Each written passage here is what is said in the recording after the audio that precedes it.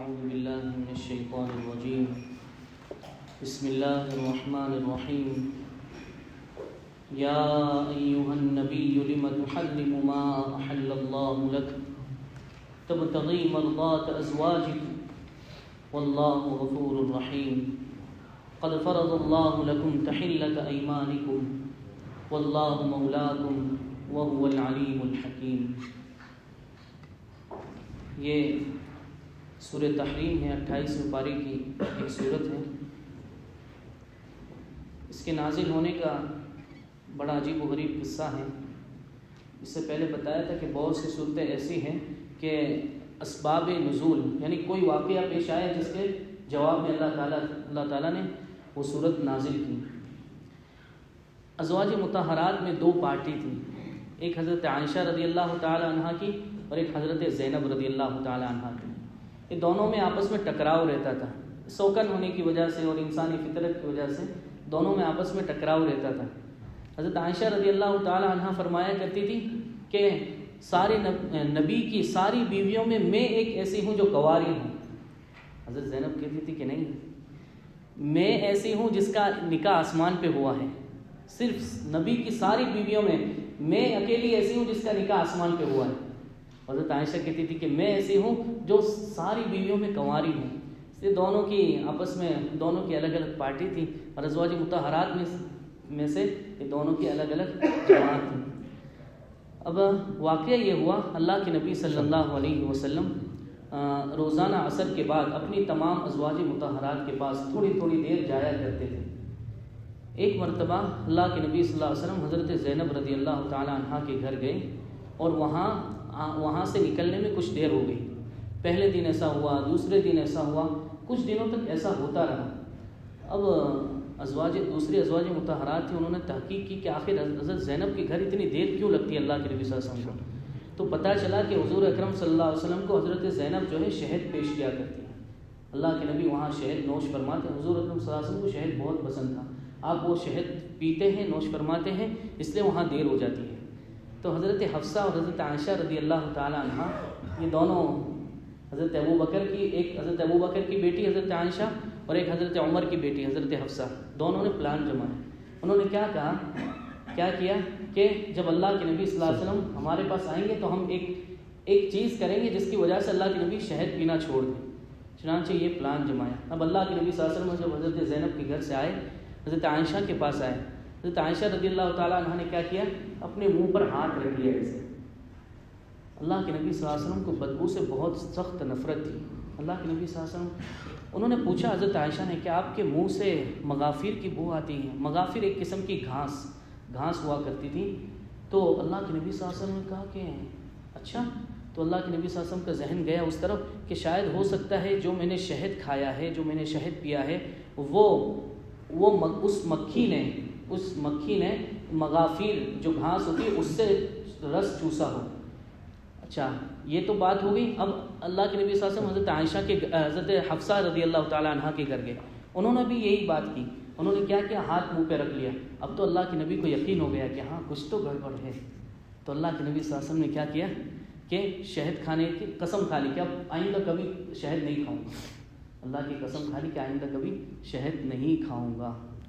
بہرحال اچھا دوسرا واقعہ یہ نقل کیا ہے یہاں پر اسی کی تفسیر میں، یا ایھا النبی لم تحرم ما احل اللہ لک. اسی کی تفسیر میں دوسرا واقعہ یہ نقل کیا ہے حضرت ماریہ قبطیہ رضی اللہ تعالی عنہ. یہ اللہ کے نبی صلی اللہ علیہ وسلم کی باندی تھی، بیوی نہیں باندی تھی. ان کے پیٹ سے، ان کے بطن سے ایک بیٹے بھی پیدا ہوئے تھے حضرت ابراہیم. ایک مرتبہ اللہ کے نبی صلی اللہ علیہ وسلم ان کی کمرے سے باہر نکلتے ہوئے تشریف لائے. ازواج مطہرات میں سے کسی نے دیکھا تو ان کو ناگوار گزرا. کہا کہ آپ باندی کے پاس گئے تھے. تو اللہ کے نبی صلی اللہ علیہ وسلم نے حضرت حفصہ سے کہا کہ میں قسم کھاتا ہوں باندی کے پاس نہیں جاؤں گا. یہ قسم کھائی. تو اس کے جواب میں اللہ تعالیٰ نے یہ آیت نازل فرمائی، یا ایھا النبی لم تحرم ما احل اللہ لک. اے نبی کیوں ان چیزوں کو حرام کرتے ہو اپنے اوپر جو اللہ نے تمہارے لیے حلال کی ہے. ہاں اچھا یہ باندی پر سے ایک واقعہ لکھا ہے کہ ایک صحابی رضی اللہ عنہ وہ ایک مرتبہ سوئے ہوئے تھے رات میں اپنی بیوی کے ساتھ کہ رات میں اچانک بیوی کی آنکھ کھلی، دیکھا کہ صحابی نہیں ہے، موجود نہیں ہے. اب وہ تلاش کرنے اس کو شک گیا کہ باندی کے روم میں گئے ہوں گے، باندی کے کمرے میں گئے ہوں گے. اور اتفاق کی بات کہ وہ تلاش کرنے نکلی، اپنے کمرے سے نکلی اور باندی کے کمرے سے وہ آ رہے تھے، وہ پکڑے گئے۔ انہوں نے کرے تو کیا کریں، انہوں نے کہا گئے کہاں تھے اور کیوں گئے تھے باندی کے پاس؟ تو انہوں نے کہا کہ نہیں تم صحبت کر کے آئے ہو۔ انہوں نے کہا، وہ کہنے لگی صحابیہ تم صحبت کر کے آؤ۔ تو انہوں نے کہا کہ نہیں تم صحبت کر کے آؤ۔ کہا کہ اچھا چلو قرآن پڑھ کے بتاؤ، قرآن پڑھ کے بتاؤ تو میں مانوں گی کہ تم نے صحبت نہیں کی۔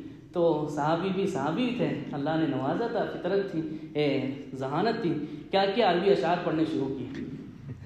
اب وہ بیچاری بولی بالی، اس کو کیا پتہ کہ قرآن پڑھے یا عربی اشعار پڑھ رہے ہیں، تو مان گئی کہ چلو صحبت کر کے نہیں آئے۔ بہرحال تو اللہ کے نبی صلی اللہ علیہ وسلم یہ دو واقعے پیش آئے، جس کے جواب میں اللہ نے کہا کہ نبی آپ اپنے ازواج کی دلداری رکھتے ہو، آپ اپنی بیویوں کی دلداری رکھتے ہو، اچھی بات ہے، ان کی بات کو مانا کرے، لیکن اتنا زیادہ بھی نہیں کہ لم تحرم ما احل اللہ لک، کہ آپ حلال چیزوں کو بھی آپ حرام کر دیں، نہیں۔ پھر اللہ تبارک و تعالیٰ نے فرمایا کہ تبتغی مرضات ازواجک، صرف اپنی بیوی کی خوشنودی حاصل کرنے کے لیے انسان کے لیے یہ درست نہیں ہے کہ حلال چیزوں کو بھی حرام کر دے اپنے اوپر۔ جیسے یہاں پر اللہ کے نبی صلی اللہ علیہ وسلم نے شہد نہ کھانے کی قسم کھا لی تھی، اسی طرح باندی کے پاس نہ جانے کی قسم کھا لی تھی۔ پھر اللہ نے فرمایا واللہ غفور الرحیم، جو کچھ آپ نے کیا اللہ تعالیٰ غفور ہے، معاف کرنے والے ہیں، رحم کرنے والے ہیں۔ پھر اللہ نے فرمایا قد فرض اللہ لکم تحلۃ ایمانکم، اللہ تبارک و تعالیٰ نے تمہارے لیے قسموں سے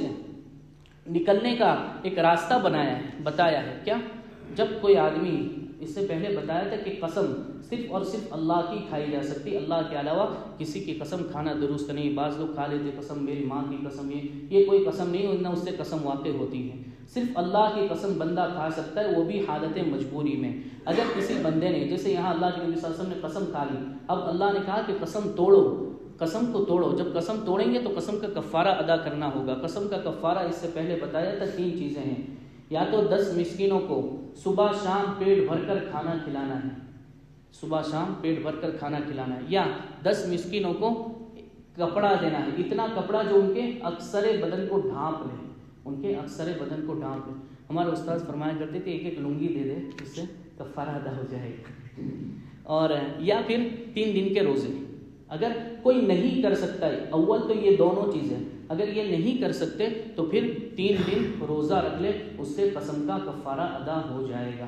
بہرحال اس صورت میں پہلا مضمون یہ پورا رکوع کے اخیر تک اللہ تبارک و تعالیٰ نے یہی مضمون بیان کیا کہ آپ نے یہ پورا واقعہ اللہ نے بیان کیا کہ کیسے کیسے آپ نے اپنی بیوی کی دلداری کے لیے یہ کیا، لیکن یہ کرنا درست نہیں ہے۔ اچھا، پھر آگے اللہ تعالیٰ فرما رہے ہیں یا ایھا الذین آمنوا قوا انفسکم واہلیکم نارا، یہ بڑی عجیب و غریب آیت ہے، ہم لوگوں کے لیے سبق حاصل کرنا ہے اس میں۔ اللہ فرماتے ہیں اے ایمان والو قوا انفسکم واہلیکم نارا، اپنے آپ کو اور اپنے گھر والوں کو جہنم کی آگ سے بچاؤ، اس ایندھن سے بچاؤ، وقودھا الناس، اس آگ سے بچاؤ جس کے ایندھن کہتے ہیں جس کے ذریعے ہم آگ جلاتے ہیں، جیسے لکڑی یا پیٹرول، یہ جتنی چیزیں یہ ایندھن کہلاتی ہے۔ فرمایا اللہ نے اس آگ سے بچاؤ جس کے ایندھن لوگ ہوں گے، یعنی کل قیامت میں اللہ جہنم کی آگ کو بھڑکائیں گے، کس کے ذریعے؟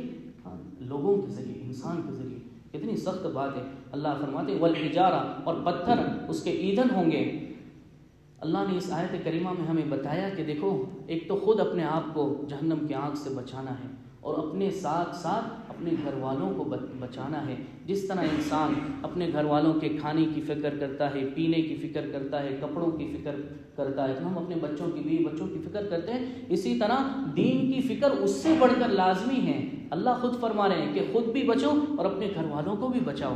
ہاں، اس آیت سے پتہ چلتا ہے ہمیں اپنے گھر والوں کی بہت فکر کرنے کی ضرورت ہے کہ ہم دیکھیں ہمارے گھر والوں میں ہمارا بیٹا ہے، ہماری بیٹی ہے یا ہماری بیوی اگر غلط راستے پر جا رہے ہیں ہم اسے روکیں۔ کیوں؟ اس لیے کہ کل قیامت میں تو سیدھے راستے پر ہوں، لیکن اگر میرا بیٹا یا میری بیوی یا میری بیٹی اگر غلط راستے پر، پکڑ میری ہوگی۔ کلکم راع وکلکم مسئول عن رعیتہ، اللہ کے نبی صلی اللہ علیہ وسلم فرماتے ہیں کہ تم میں ہر شخص ذمہ دار ہے، اور ہر ذمہ دار سے اس کے ماتحت کے بارے میں پوچھا جائے گا۔ پھر اللہ تعالیٰ فرماتے ہیں بچاؤ اس آگ سے جس کے ایندھن انسان اور پتھر ہوں گے، علیہا ملائکہ، اس آگ پر ایسے ملائکہ، ایسے فرشتے اللہ نے مقرر کر رکھے ہیں جو کڑے مزاج کے، غلاظ شداد لا یعصون اللہ ما امرهم، اللہ کے حکم کی نافرمانی نہیں کرتے ہیں۔ آج کل تو اگر ہم کسی جرم میں پکڑا جائیں کچھ پیسے دے کر چھوٹ جاتے ہیں نا، کچھ پیسے دے کر چھوٹ جاتے ہیں، یا اگر کوئی بڑا جرم ہو ملک چھوڑ دو بات ختم ہو گئی، لیکن وہاں ایسا نہیں ہوگا، وہاں تو اللہ سارے ملکوں کو ختم کر دے گا، بس ایک ہی اللہ کی حکومت ہوگی، للہ الواحد القہار لمن الملک اليوم للہ الواحد القہار، وہاں کوئی بچ کر جا نہیں سکتا۔ یہاں پر اللہ تعالیٰ نے یہ بتایا۔ پھر اس کے آگے والی آیت، آخری آیت میں اللہ تبارک و تعالیٰ نے 2 مثالیں دے کر ایمان والوں کو سمجھایا۔ دیکھیں ہم بہت سی مرتبہ ایسا ہوتا ہے کہ انسان یہ کہتا ہے اے فلاں بزرگ کا میں رشتہ دار ہوں، فلاں کا میں رشتہ دار ہوں، وہ میرے دادا لگتے تھے، وہ میرے یہ لگتے تھے، تو اللہ کہہ رہے ہیں کہ بھائی ایسا نہیں، وہ بزرگ تمہیں جنت میں نہیں لے جائیں گے، ایسا نہیں ہے، خود اپنے اعمال کی وجہ سے آپ جنت میں جاؤ گے۔ ایمان دیکھیں یہاں مثال اللہ نے کیا دی، ضرب اللہ مثلا للذین کفروا امرأۃ نوح وامرأۃ لوط، اللہ فرماتے ہیں کہ ہم مثال دے رہے ہیں کافروں کو، کیا 2 کی، کس کے لیے؟ 2 عورتیں، حضرت نوح علیہ السلام کی بیوی اور حضرت لوط علیہ السلام کی بیوی۔ اللہ فرماتے ہیں یہ دونوں کافرہ تھی لیکن تھی نبی کی بیوی، لیکن اس کے باوجود کانتا تحت عبدین من عبادنا، اللہ فرماتے ہیں یہ ہمارے 2 نیک بندوں کے نکاح میں تھی، فخانتاہما، انہوں نے خیانت کی، فلم یغنیا عنہما من اللہ شیئا، نبی کی بیوی ہونے کے باوجود نبی ان کے کوئی کام نہیں آ سکے۔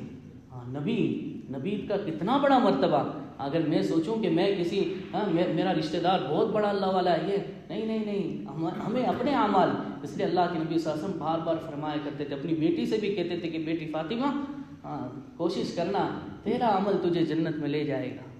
اس لیے پھر آگے اللہ تعالیٰ نے اور مثال دی، مطلب اس کے الٹ مثال ہے کہ شوہر ہے کافر متکبر فرعون، لیکن بیوی کو اللہ نے نوازا، وضرب اللہ مثلا للذین آمنوا امرأۃ فرعون، شوہر کیسا بالکل گیا گزرا ہے، اور لیکن اس کی بیوی، اس کا بھی بڑا عجیب واقعہ لکھا ہے۔ جب موسیٰ علیہ السلام کا بھی تفصیل سے واقعہ بیان کیا تھا، موسیٰ علیہ السلام کے واقعے میں جب جادوگروں نے موسیٰ علیہ السلام پر ایمان قبول کیا، اسی وقت حضرت آسیہ نے بھی ایمان قبول کر لیا تھا۔ یہ سب دیکھ کر حضرت آسیہ نے بھی ایمان قبول کر لیا تھا۔ فرعون کو جب پتہ چلا تو اس نے اتنی سخت سزا دی حضرت آسیہ کو، لیکن وہ ایمان سے نہیں پھری۔ کیا سزا دی ہم سنتے ہیں کانپ جاتے ہیں۔ ان کو لٹایا اور ان کے ہاتھوں میں، ان کے جسم میں، ان کے پیروں میں کیلے، جو بڑے کیلے آتے ہیں نا، وہ ہتھوڑے سے اس کو کاٹ دیے۔ کتنی سخت تکلیف ہوئی ہوگی۔ اس وقت میں انہوں نے اللہ سے دعا کی۔ اللہ تعالیٰ فرماتے ہیں نا، امن یجیب المضطر اذا دعا، کہ جب بندہ ایسا ہو کہ اس کو لگے کہ اب میرا کوئی نہیں ہے، اس وقت اللہ کو پکارے، وہ ہے اس وقت اللہ قبول کرتا ہے، اللہ اس وقت سب کی سنتا ہے۔ اللہ فرماتے ہیں اس وقت حضرت آسیہ نے دعا کی، اذ قالت رب ابن لی عندک بیتا فی الجنہ، اے اللہ، حضرت آسیہ نے اتنا ہی مانگا تھا، اے اللہ جنت میں آپ میرے لیے گھر عطا فرما، لیکن اللہ ہے، اللہ رحیم ہے، کریم ہے، تو اللہ نے کیا انعام دیا؟ جنت میں گھر تو دیا ہی، لیکن اس سے بھی اعلیٰ یہ انعام دیا کہ کل جنت میں اللہ کے نبی صلی اللہ علیہ وسلم کی بیوی بنا کر حضرت آسیہ کو پیش کیا جائے گا۔ حضرت آسیہ کو، اس کا مطلب کتنی اعلیٰ جنت میں اللہ تعالیٰ حضرت آسیہ کو رکھیں گے۔ انہوں نے یہ دعا کی کہ اللہ، پہلے یہ دعا کی کہ اللہ مجھے جنت عطا فرما، وَنَجِّنِي مِن فِرْعَوْنَ وَعَمَلِي، اور مجھے فرعون سے اور اس کے کارندوں سے، جو اس کے پولیس والے ہیں، ان سے نجات عطا فرما۔ چنانچہ اللہ تعالیٰ نے اسے نجات عطا فرمائی، اس کے عمل سے نجات عطا فرما، اللہ نے نجات عطا فرمائی۔ وَنَجِّنِي مِنَ الْقَوْمِ الظَّالِمِينَ، اور ظالم قوم سے نجات عطا فرما۔ اور آخر میں حضرت مریم رضی اللہ تعالی عنہ کی، حضرت مریم علیہ السلام کی مثال اللہ نے بیان فرمائی، ان کی پاک دامنی کو بیان فرمائی۔ چونکہ یہودی حضرت عیسیٰ علیہ السلام کو نعوذ باللہ ولد الزنا کہا کرتے تھے، اس لیے اللہ تعالیٰ نے بار بار قرآن میں کہا کہ نہیں، یہ تو ہمارے نبی ہیں، ہمارے نیک بندے ہیں، یہ ولد الزنا نہیں ہے، یہ تو ہم نے اپنی قدرت دکھانے کے لیے، ایک ہوتا ہے اللہ کا نظام، اللہ کی ایک ہوتی ہے اللہ کی قدرت، اور ایک ہوتا ہے اللہ کا قانون۔ قانون تو یہی ہے کہ مرد اور عورت شادی کریں گے تو بچہ ہوگا، لیکن اللہ کبھی کبھی اپنی قدرت دکھانے کے لیے اس کے الٹ کرتے ہیں، جیسے حضرت عیسیٰ علیہ السلام کے بارے میں اللہ نے کیا کہ حضرت عیسیٰ علیہ السلام بغیر باپ کے اللہ نے پیدا کر کے دکھایا، اور حضرت آدم کو بغیر ماں باپ کے اللہ نے وجود دے کر دکھایا۔ یہ اللہ تعالیٰ اپنی قدرت کبھی کبھی دکھاتے ہیں۔ اللہ تعالیٰ عمل کی توفیق عطا فرمائے۔ صدقہ فطر کے مسائل کچھ ہیں، اس کو دیکھ لیں انشاءاللہ تھوڑی تفصیل سے۔ دیکھیں صدقہ فطر کیا ہے۔ صدقہ فطر جو ہے یہ ہمارے رمضان کی تلافی ہے۔ رمضان کے روزوں میں، تراویح میں جو کمی کسر رہ جاتی ہے. کوئی انسان ایسا نہیں ہے جو یہ کہہ سکتا ہو کہ میں نے کما حق کہوں اللہ کی عبادت کا حق ادا کیا, کما حق کہوں اللہ کی عبادت کی. ایسا ہو نہیں سکتا, اور کسی کوئی ایسا دعویٰ بھی نہیں کر سکتا. تو اس کی تلافی کے لیے, جیسے نماز میں کبھی کوئی غلطی ہو جائے تو اس کی تلافی کے لیے سجدہ سہو ہوتا ہے, اسی طرح اس کی تلافی کے لیے اللہ تعالیٰ نے صدقہ فطر یہ واجب کیا ہے مالداروں پر. مالداروں پر واجب کرنے کی وجہ یہ ہے کہ اللہ نے مال و دولت دیا ہے, لہٰذا وہ غریبوں کو دے صدقہ فطر. اچھا, کس کے اوپر واجب ہوگا صدقہ فطر؟ کتنا مالدار ہونا چاہیے؟ وہی نصاب ہے جو زکوٰۃ کا نصاب ہے. اس سے پہلے بتایا تھا 8,200 رینڈ جس شخص کے پاس عید الفطر کی صبح اگر ہے تو اس پر اپنی ضروریات زندگی کے علاوہ اس کے پاس اتنے پیسے ہیں تو اس پر صدقۃ الفطر لازم ہوگا. اچھا دیکھیں, صدقۃ الفطر میں ایک بات یہ ہے کہ اس میں سال کا گزرنا ضروری نہیں. زکوٰۃ کے پیسوں میں تو ایسا ہے کہ اگر بندہ پہلی مرتبہ جب صاحب نصاب بن رہا ہے, پہلی مرتبہ اس کے پاس پیسے آ رہے ہیں تو اس پر سال کا گزرنا ضروری ہے. لیکن صدقۃ الفطر میں ایسا نہیں ہے. صدقۃ الفطر میں اگر عید کی رات بھی اگر پیسے آ گئے, عید کی صبح ہونے سے پہلے بھی اگر پیسے آ گئے تو اس پر صدقہ فطر نکالنا واجب ہے. اچھا, یہ واجب کب ہوتا ہے؟ عید کی صبح صادق, عید کی صبح میں واجب ہوتا ہے صدقۃ الفطر. صبح صادق کے وقت کہ بندہ عید پڑھنے جانے سے پہلے اپنا صدقہ فطر نکال دے. کہ صدقہ فطر کا مقصد کیا ہے؟ مقصد یہ ہے ایک تو ہمارے روزے صحیح ہو جائے, جس میں جو غلطیاں ہیں وہ غلطیوں کو اللہ تلافی کر دیں. اور غریبوں کے لیے مقصد یہ ہے صدقۃ الفطر کا کہ جو بیچارے غریب ہیں ان کی عید اچھی طرح گزرے. یہ مقصد ہے. اللہ تعالیٰ چاہتے ہیں کہ ان کی عید اچھی طرح گزرے, اور یہ جب بھی ہو سکتا ہے ہم عید سے پہلے دیں. اور اس میں بھی یاد رکھیں, یہ جب بھی ہو سکتا ہے جب ہم اتنا دیں جتنا ان کی ضرورت پوری ہو جائے. کتنا؟ اللہ کے نبی صلی اللہ علیہ وسلم نے 3 آپشن بتائے, اس میں ہمیں 2 آپشن خاص طور پر اختیار کرنے. سب سے پہلا 2.25 کلو گیہوں,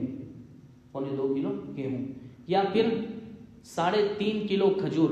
2.25 کلو گیہوں یا اس کی قیمت جو 35 رینڈ لکھے ہیں وہ 2.25 کلو گیہوں کی قیمت لکھی ہے. 3.5 کلو کھجور یا اس کی قیمت. 3.5 کلو کشمش سوکھی دراز یا اس کی قیمت. تو اگر ہم دیکھیں, ہم ذرا عقل سے سوچیں کہ کس میں غریب کی ضرورت پوری ہو سکتی ہے, کس میں غریب اچھی طرح عید کر سکتا ہے. اب ظاہر سی بات ہے 35 رینڈ میں بیچارے غریب کی عید تھوڑی بن جائے گی. ہم کوشش کریں, اللہ نے ہمیں دیا ہے تو ہم کھجور یا کشمش سے دیں. اب کھجور کا جو ریٹ چل رہا ہے, نارمل کھجور اگر ہم 100 رینڈ گنیں, 100 رینڈ تو 350 رینڈ کی 350 رینڈ کی 3.5 کلو کھجور ہوگی. تو ایک بندہ اگر اپنا صدقہ فطر 350 رینڈ نکال دے اور اس کے بدلے اللہ تبارک و تعالیٰ اس کے رمضان کے سارے کفارہ عطا فرما دے, سارے رمضان کے گناہوں کو یا سارے رمضان کے روزوں میں جو غلطیاں ہوئی ہیں اس کو معاف فرما دے, کتنا سستا سودا ہے. تو ہمیں کوشش کرنا چاہیے کہ یا تو سب سے اعلیٰ ہے کہ کشمش سے نکالیں, اگر نہیں ہو سکے تو کھجور سے نکالیں. اتنا تو ہم کریں, اس لیے کہ دیکھیں اللہ جب ہمیں بے حساب دے رہا ہے تو پھر ہم بھی اللہ کے راستے میں بے حساب دیں. اگر ہم گننا شروع کریں گے تو پھر اوپر سے بھی گن کر دیا جائے گا. اس لیے ہم کوشش کریں. تو یہ 3 چیزیں ہیں, یا تو گیہوں کے ذریعے یا کھجور کے ذریعے یا کشمش کے ذریعے. تینوں میں سے کوئی بھی نکال سکتے, لیکن اعلیٰ یہ ہے کہ ہم کھجور یا کشمش سے نکالیں. اگر اس کی وجہ سے ہم اپنے گھر والوں, اچھا اس میں اور بھی مسائل ہیں. دیکھیں, مالدار تھا ایک بندہ, عید کی رات غریب ہو گیا. عید کی رات, بھائی کسی کے پاس 10,000 رینڈ تھے, اب عید کی رات اس نے کسی کو دے دیے یا کوئی ضرورت تھی اس نے یوز ہو گئے, تو پھر ایسی صورت میں ایسے شخص پر صدقۃ الفطر نہیں آئے گا. عید کی صبح میں اس کے پاس اتنے پیسے ہونا ضروری ہے, اگر ہوں گے تو صدقۃ الفطر آئے گا. اسی طرح غریب تھا, مالدار ہو گیا, راتوں رات آ گئے پیسے. ہمارے استاد فرمایا کرتے تھے دنیا کی مثال تو ایسی ہے, دن میں کروڑ پتی اور رات کو روڑ پتی. کبھی کبھی ایسا بھی ہوتا ہے, تو ہوتا رہتا ہے. اچھا, نابالغ بچوں کی طرف سے صدقۃ الفطر نکالنا ضروری ہے. دیکھیں اس میں یہ بات یاد رکھیں, بہت سے لوگوں کو یہ مسئلہ معلوم نہیں ہوتا. میں اگر باپ ہوں, میرا نابالغ بچہ ہے, میرے نابالغ بچے ہیں, تو میں اگر صاحب نصاب ہوں تو میرے ذمے ضروری ہے میری طرف سے صدقہ فطر نکالوں, اور میری نابالغ اولاد کی طرف سے بھی صدقۃ الفطر مجھے ہی نکالنا ہے. یہ ضروری ہے. زکوٰۃ میں تو ایسا نہیں ہے, لیکن صدقۃ الفطر میں یہ نکالنا ضروری ہے. اچھا, صدقۃ الفطر میں یہ بھی ضروری ہے کہ ہم جس ملک میں رہ رہے ہیں اسی ملک کے اعتبار سے ہمیں صدقۃ الفطر نکالنا ہے۔ ایسا نہیں کہ ہم انڈیا میں اگر صدقۃ الفطر نکال رہے ہیں تو اس کی انڈیا کی قیمت نہیں، اسی ملک کی، چاہے ہم انڈیا میں دیں صدقۃ الفطر، چاہے ہم انڈیا میں دیں، لیکن قیمت ہم جس ملک میں ہیں اسی ملک کے اعتبار سے نکالنا ضروری ہے۔ اچھا، ہمارا جو نابالغ بچہ ہے، چاہے وہ انڈیا میں رہ رہا ہے، پاکستان میں رہ رہا ہے، کہیں بھی رہ رہا ہے، لیکن چونکہ ہمارے اوپر صدقۃ الفطر واجب ہے، اس لیے ہمیں جیسے ہمارے صدقۃ الفطر یہاں کی قیمت کے اعتبار سے نکالنا ضروری ہے، اسی طرح اس نابالغ بچے کا بھی جس کے ہمارے ذمہ ہے یہیں کی قیمت کے اعتبار سے نکالنا ضروری ہوگا۔ حمل کی طرف سے صدقہ فطر واجب نہیں، بھائی اگر کوئی پیٹ میں کسی کا بچہ ہے تو اس کی طرف سے صدقہ فطر نہیں، جب تک دنیا میں نہ آئے وہاں تک صدقۃ الفطر نہیں ہوگا۔ اسی طرح مرحومین کی طرف سے بھی صدقہ فطر نہیں ہے، اس لیے کہ وہ دنیا سے چلے گئے، مرحومین کی طرف سے بھی نہیں ہے۔ مستحب وقت صدقۃ الفطر کا عید الفطر کے دن، یہ مستحب وقت ہے کہ اس سے پہلے بھی ادا کر سکتے ہیں، لیکن اس سے پہلے عید کے پہلے تو ادا کر دینا ہی ہے، لیکن اگر کوئی بعد میں ادا کرے کسی مجبوری کی وجہ سے تو وہ ادا ہی کہلائے گا، اس کی قضا نہیں ہوتی، ادا ہی کہلائے گا۔ دیکھیں رمضان میں کسی بھی وقت صدقۃ الفطر ادا کیا جا سکتا ہے، رمضان المبارک میں کسی بھی وقت۔ پتہ نہیں کسی صاحب نے بھیجی تھی ایک ویڈیو چھوٹی سی، مولانا مکی صاحب سے سوال کیا گیا، اس کے جواب میں انہوں نے کہا کہ نہیں، رمضان میں صدقۃ الفطر ادا کرنا درست نہیں ہے۔ میرے خیال سے ان کے ذہن میں اس وقت مسئلہ کچھ اور ہوگا، دوسرا ہوگا، لیکن حقیقت یہ ہے، حقیقی مسئلہ یہ ہے کہ رمضان میں کسی بھی وقت صدقۃ الفطر ادا کر سکتے ہیں، پہلے روزے سے لے کر اخیر تک۔ البتہ رمضان سے پہلے ادا کرنا درست نہیں ہے، رمضان شروع سے لے کر اخیر تک کبھی بھی صدقۃ الفطر اگر بندہ ادا کرے تو اس کو ادا کر سکتے ہیں۔ صدقۃ الفطر کی مقدار بتا دی گئی۔ اسی طرح ایک ہی فقیر کو پورا صدقۃ الفطر دیں، یہ بہتر ہے۔ جیسا کہ ابھی بتایا، صدقۃ الفطر کا مقصد یہ ہے کہ غریب کی عید اچھی گزر جائے، تو بہتر ہے کہ بھائی ایک ہی فقیر کو پورا آدمی اپنا صدقۃ الفطر ادا کر دے۔ اچھا، سادات کو صدقۃ الفطر نہیں دے سکتے، جو سید ہیں ان کو صدقۃ الفطر نہیں دے سکتے، بتایا تھا صدقات واجب، زکوٰۃ اور صدقہ فطر یہ سادات کو نہیں دے سکتے، اس لیے کہ اللہ کے نبی صلی اللہ علیہ وسلم کے خاندان سے ہمیں اس کی رعایت کرنی چاہیے۔ اسی طرح مسجد، قبرستان، یہ جتنے وقف کے مال ہیں جو اللہ کی ملکیت ہے، چونکہ اس میں مالک بنانا ضروری ہے اور ان کا کوئی مالک نہیں ہوتا، اللہ ان کے مالک کے، لہذا اس میں صدقۃ الفطر کا پیسہ خرچ نہیں کیا جا سکتا۔ ہاں، مسافر شخص جو جس دوسری جگہ موجود ہوں، مثلا ہم اگر عمرہ گئے، ہم وہاں پر عید کے دن، تو ہم وہاں کے اعتبار سے پھر ہمیں نکالنا ہے صدقۃ الفطر، ہم اگر وہاں پر ہیں تو ہمیں وہاں کے اعتبار سے نکالنا ہے، لیکن اگر اب یہاں پر ہیں اور یہاں نکالیں تو پھر یہاں کے اعتبار سے ہم صدقۃ الفطر نکالیں گے۔ سبحان اللہ۔